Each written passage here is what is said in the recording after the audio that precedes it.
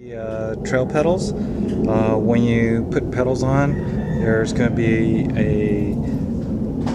a left and a right side pedal. So Shimano marks theirs right here. I don't know if you can see it. That L. And zoom in.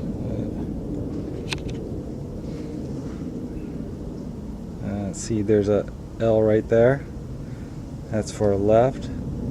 And then on this one, there's an R for the right. So just make sure you put it on the correct side of the cranks. And okay, for these pedals, all you need is a 8mm socket head.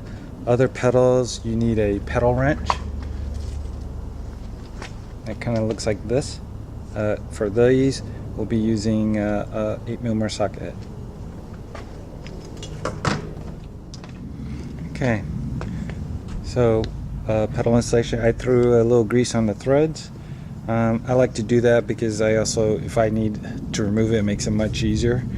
You could use anti-seize compound. Other folks like to Loctite in because they worry about them coming loose. I've never really had that problem, so go ahead and thread it.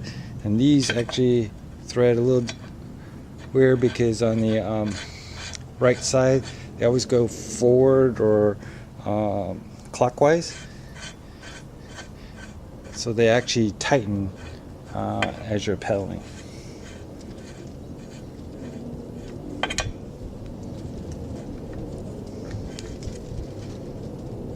Then I'll take my wrench and put it on the back side.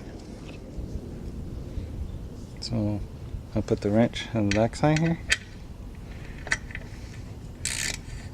Oops. It'll be the opposite when you do it. And Shimano recommends 10. So we'll go ahead and set torque wrench up to 10.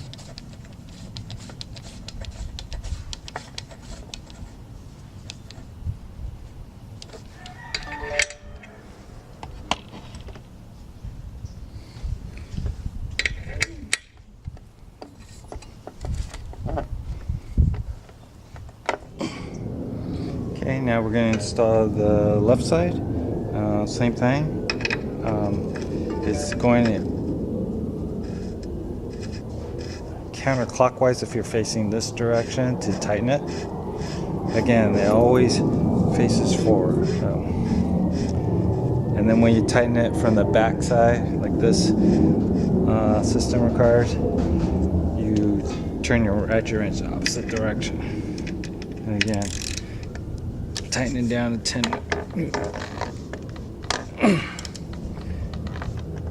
There you go. And it's all done. Now, adjustments.